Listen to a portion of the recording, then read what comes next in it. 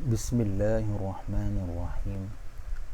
Alhamdulillahi rabbil alamin. Assalatu wassalamu ala asyrafil anbiya'i wal mursalin Sayyidina Muhammad wa ala alihi wa sahbihi ajma'in. Subhanaka la ilma lana illa ma 'allamtana innaka antal alimul hakim. Wa la hawla wa la quwwata illa billahil aliyyil azim.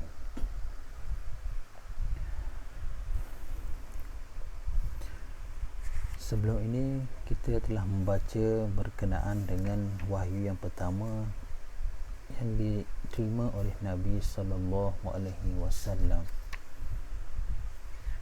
dan peristiwa Jibril alaihi salam turun ke Gua Hira di Jabal Nur untuk menyampaikan wahyu yang pertama kepada Nabi sallallahu alaihi wasallam. Dan perbahasan hari serta tahun dan bulan turunnya wahyu yang pertama, iaitu suratul Al-Alaq ayat 1 hingga 5 yang telah kita bacakan sebelum siri sebelum ini. Dan Khadijah radhiyallahu anha ummul mukminin pergi berjumpa dengan Waraqah bin Naufal, iaitu bapa saudara Khadijah, seorang ahli kitab yang beragama Nasrani, yang mengetahui bahasa-bahasa kitab-kitab lama, telah menenangkan jiwa Khadijah dan Nabi sallallahu alaihi wasallam dan menyatakan itu adalah tanda-tanda Nabi sallallahu alaihi wasallam akan dilantik menjadi nabi, sebagaimana nabi-nabi yang terdahulu yang disebut di dalam kitab Taurat dan Injil. Hari ini kita akan sambung pada bab yang menyatakan wahyu terhenti sementara waktu. Setelah Nabi sallallahu alaihi wasallam menerima wahyu yang pertama, Ibnu Sa'ad membawa riwayat daripada Ibnu Abbas radhiyallahu anhuma yang menyatakan bahawa peristiwa itu terjadi beberapa hari. Ini adalah pendapat yang paling tepat. Bahkan di sana ada pendapat di kalangan ulama sirah yang menyatakan bahawa wahyu terhenti selepas turunnya wahyu yang pertama, Iqra bismi rabbikal ladzi khalaq, hingga 5 ayat 5 sehingga ke 5 ayat. Wahyu terhenti selama 3 tahun atau 2,5 tahun, 2 tahun setengah. Al-Mubarakfuri menyatakan bahawa pendapat ini sama sekali tidak benar. Tak betul lah wahyu terhenti begitu lama, sampai 2 tahun setengah sehingga 3 tahun. Ibnu Abbas, menurut riwayat Ibnu Sa'ad, Ibnu Abbas menyatakan wahyu terhenti selama beberapa hari saja, bukannya lama, beberapa hari saja. Namun pada hari ini kita tak boleh bincang panjang lebar berkenaan dengan perbahasan ulama berkenaan dengan tempoh wahyu terhenti. Selama hari-hari kekosongan wahyu, ada ulama menyatakan bahawa wahyu terhenti selama 2 hingga 3 hari saja, bukannya 2 tahun setengah hingga 3 tahun, waktu yang terlalu lama. Nabi SAW rasa gelisah dan rasa tertekan, sedih bila wahyu yang kedua tidak kunjung tiba, tak mari-mari. Ada wahyu yang pertama je, wahyu kedua manalah tunggu-tunggu, tak turun-turun. Dalam kitab At-Ta'bir, Al-Bukhari meriwayatkan sebuah nas hadis, wahyu terputus beberapa waktu sehingga Rasulullah sallallahu alaihi wasallam bersedih. Disebabkan itu berkali-kali baginda lari untuk menjatuhkan diri ke puncak gunung. Nabi tertekan, sebagaimana yang kita bacakan pada siri yang lepas berkenaan Nabi sallallahu alaihi wasallam rasa takut bila orang tuduh ni Nabi ni, bila Nabi menyampaikan wahyu, sedangkan Nabi seorang yang ummi, yang tak pandai baca, tak pandai nulis. Tiba-tiba Nabi menyampaikan ayat-ayat Quran, kalamullah yang sangat indah, yang mengatasi syair-syair Arab ketika itu. Nabi SAW sangat benci apabila dipanggil seorang penyair ataupun seorang ahli sihir. Nabi sangat benci. Penyair dan orang gila, Nabi sangat benci dua perkataan tu, sehingga kan Nabi rasa tertekan. Dan dalam hadis yang diriwayatkan oleh Imam Bukhari, bahawa Nabi SAW tertekan sebab wahyu terhenti beberapa hari saja. Nabi tak tahan dah. Nabi rasa sedih, Nabi rasa gelisah sebab wahyu tak mari dah, sekali mari je. Sehingga kan Nabi berkali-kali naik atas bukit dan cuba untuk terjun ke bawah. Setiap kali baginda sampai di puncak gunung dan telah bersiap-siap untuk melompat, Jibril menampakkan diri dan berkata, "Hai Muhammad, sesungguhnya kamu benar-benar seorang Rasul." Dengarkan suara itu, perasaan baginda menjadi tenang dan jiwanya pun tenteram, sehinggalah baginda pulang ke rumah. Namun begitu, setelah pulang dari sana, wahyu tidak mari, tak turun juga. Keesokan harinya, Nabi SAW melakukan perkara yang sama, naik atas bukit dan nak terjun balik. Sehingga kan Jibril menampakkan dirinya kembali dan mengatakan seperti yang dikatakan tadi.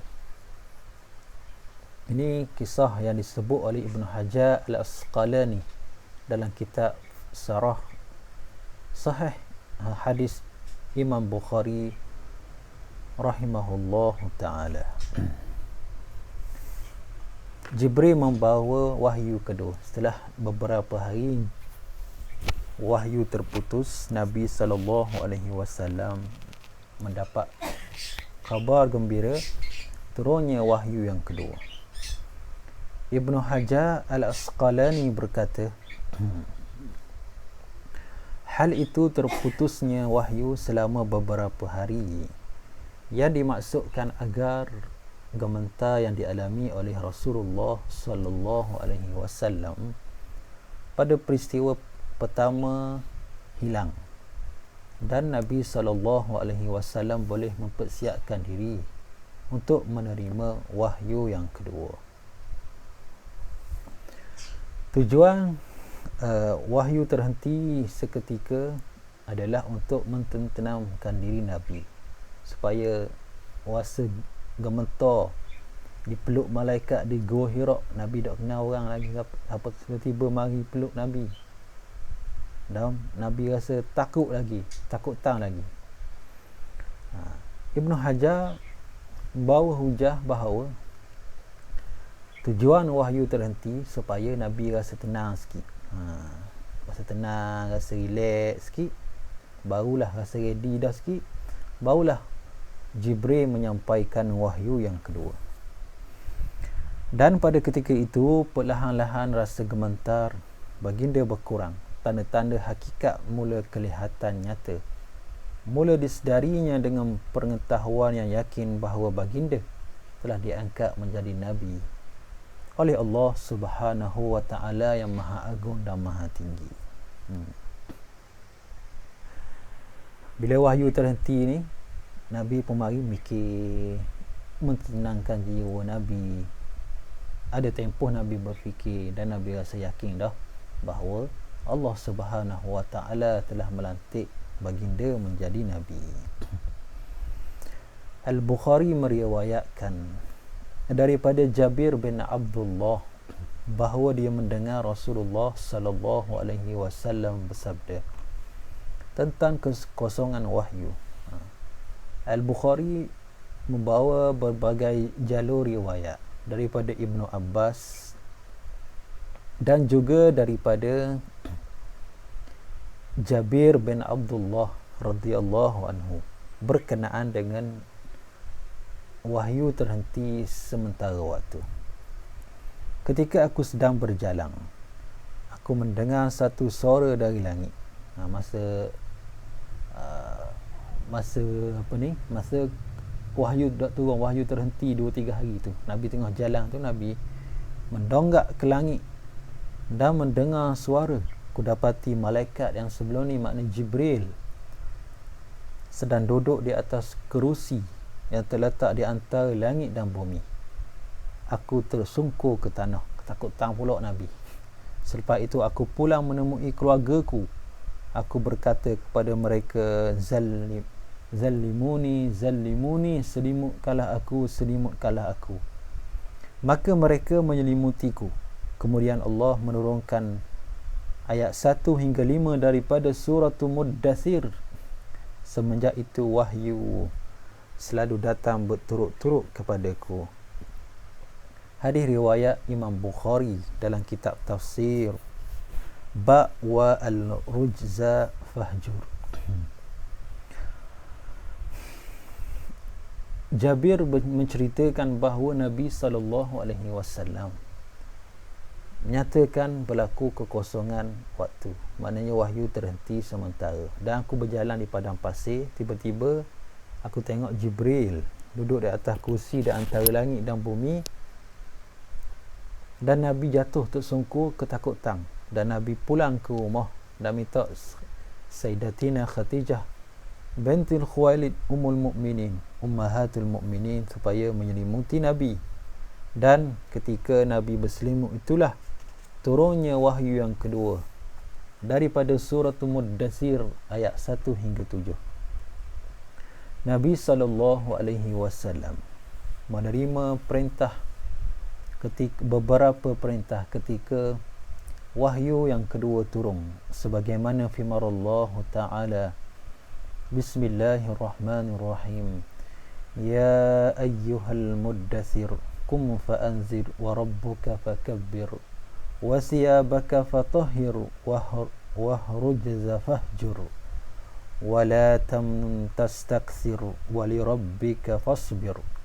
Wahai orang yang berselimut, bangunlah dan berilah peringatan, dan Rabbmu besarkanlah, dan pakaianmu bersihkanlah, dan perbuatan dosa tinggalkanlah, dan jangan kamu memberi untuk meminta yang lebih banyak, dan untuk memenuhi perintah Rabbmu bersabarlah. Dalam ayat ini Allah Subhanahu wa taala menyuruh Nabi SAW supaya bangun daripada selimut tu. Ya ayyuhal muddathir, wahai orang yang berselimut, bangunlah dan berilah peringatan. Rangkaian perintah ini seperti yang disebut oleh Al-Mubarakfuri rahimahullahu ta'ala dalam Rahikul Maktum, membawa beberapa poin. Ada 5 perkara yang tersirat di dalam 7 ayat daripada suratul Muddathir. Allah Subhanahu wa taala menyuruh Nabi bangkit untuk memberi peringatan, supaya Nabi tidak membiarkan seorang pun di dunia ini yang menyelisihi jalan redha Allah. Maka baginda mesti memberi peringatan, membawa Islam berkenaan dengan ancaman buruk yang bakal menimpanya, sehingga hati dan jiwa orang itu bergetar dan bergoncang oleh rasa takut.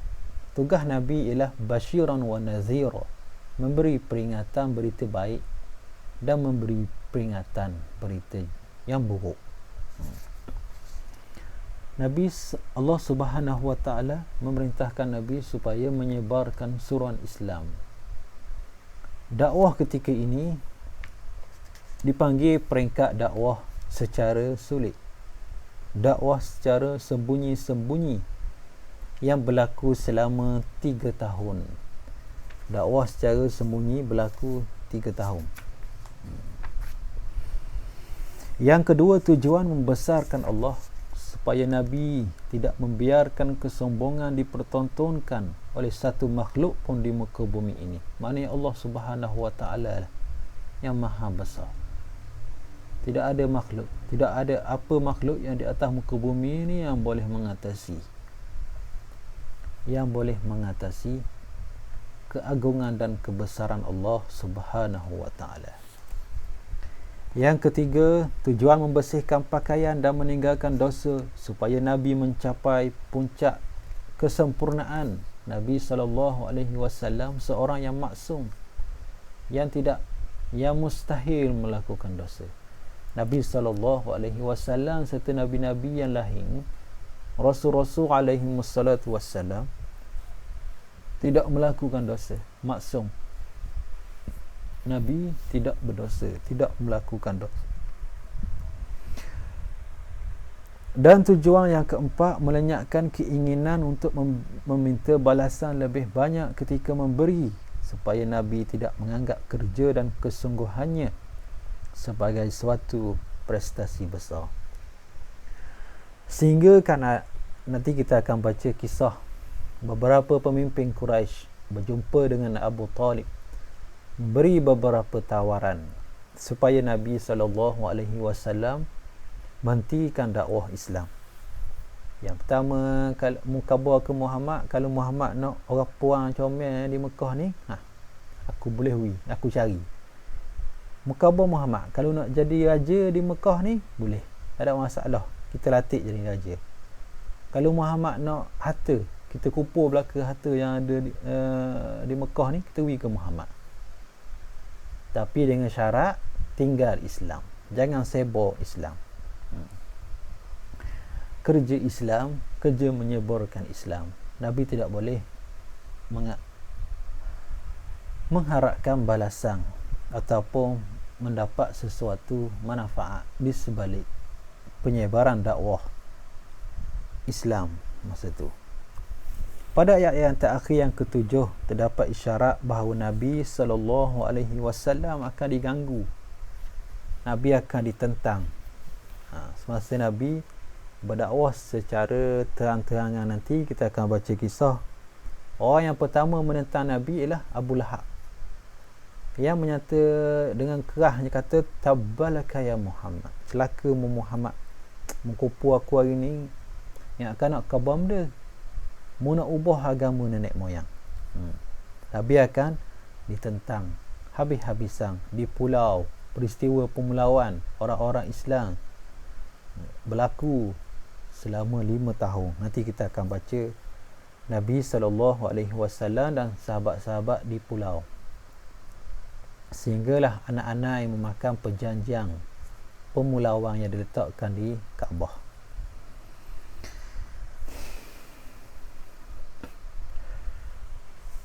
Ayat-ayat tersebut, maknanya ayat 1 hingga 7 daripada surah Muddathir, mengandungi perintah dakwah dan tabligh, maknanya menyampaikan, berdakwah dan sampaikan, memberi peringatan sangat perlu kerana terdapat tindakan yang memberi kesan kepada pelakunya.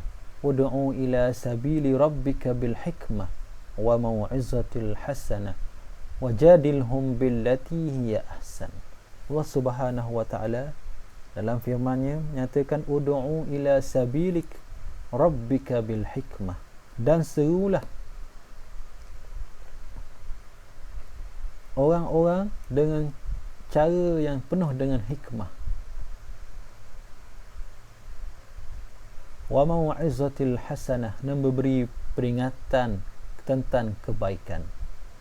Wajadilhum billati hiya ahsan, dan ketika kamu berdebat dengan mereka, maka berhujahlah dengan cara yang terbaik. Ini yang Islam mengajar kita, supaya memberi peringatan dan berdakwah dengan hikmah, dengan kebijaksanaan. kebijaksanaan hikmah ni bukan maknanya lembut.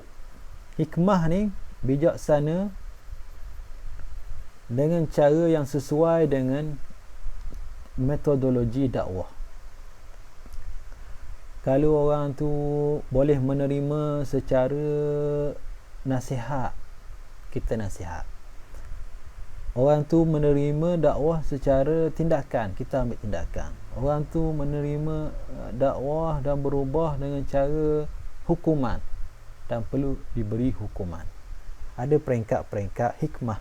Hikmah ni maknanya bukannya kita gosok semua, bukan kata janganlah buat gitu, janganlah buat gini, lembut semua. Tak jadi. Ada tu, kalau benda tu karat, pisau besi karat dah, takkan kita nak sereh je.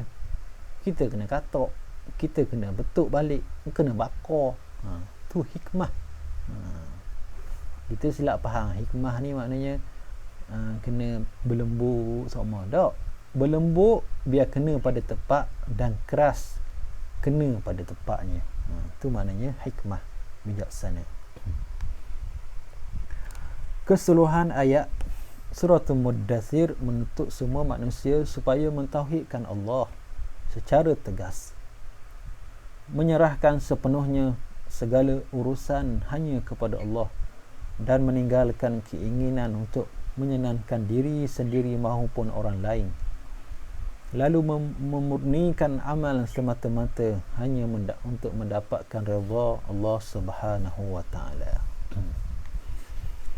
Matlamat dakwah yang disebutkan Al-Mubarakfuri ada 5 perkara. Yang pertama, tauhid. Kita perlu bulat-bulat percaya kepada Allah Subhanahu wa taala. Allah Taala sajalah yang maha berkuasa, yang maha agung, yang maha bijaksana. Tidak ada yang bijaksana selain Allah. Tidak ada yang lebih agung selain Allah. Makhluk semuanya tidak berkuasa belaka. Allah Ta'ala saja yang berkuasa mutlak. Yang kedua, iman kepada hari akhirat, beriman kepada hari kemudian, adanya dosa, adanya pahala. Yang ketiga, penyucian jiwa, iaitu menjauhi segala kemungkaran dan perbuatan keji yang boleh menjerumuskan manusia ke dalam keburukan. Yang keempat, menyerahkan sepenuhnya segala urusan kepada Allah Subhanahu wa ta'ala. Yang kelima, semua itu dapat terlaksana setelah mengimani risalah yang dibawa oleh Nabi sallallahu alaihi wasallam. Itulah 5 perkara penting yang terdapat dalam ayat 1 hingga 7 daripada surah Wahyu yang kedua, surah Al-Muddathir, ayat 1 hingga 7.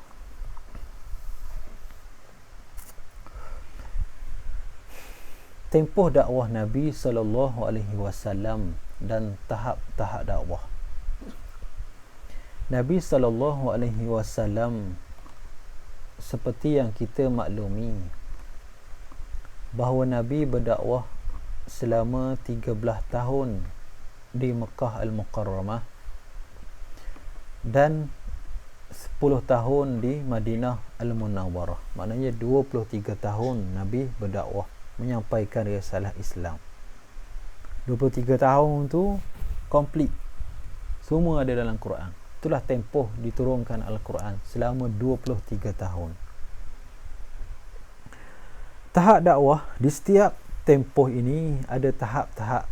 Dalam tempoh 23 tahun ni, 13 tahun di Mekah, 10 tahun di Madinah, ada tahap-tahap dakwah. Bukannya main baharambang saja. Jadi ada tahap dia. Tahap yang pertama, berdakwah di Mekah. Tempoh berdakwah di Mekah selama 13 tahun ada 3 tahap. Yang pertama, Nabi SAW berdakwah secara sirri. Sembunyi-sembunyi 3 tahun. 3 tahun Nabi berdakwah secara sembunyi-sembunyi. Orang-orang yang terdekat je tahu. Melalui usrah di rumah Al-Arqam bin Abi Al-Arqam. Yang kedua, menyampaikan dakwah secara terbuka kepada penduduk Mekah yang bermula sejak permulaan tahun keempat kenabian hingga akhir tahun ke-10. Itulah tempoh. Nanti kita akan baca lagi tempoh yang 3 tahun yang pertama, dakwah secara sembunyi-sembunyi di Mekah Al-Mukarramah. Nanti kita akan baca kisah-kisah yang selanjutnya. Sudah masuk waktu isyak, jadi kita berhenti setakat itulah. Wallahu ta'ala alam. Assalamualaikum warahmatullahi wabarakatuh.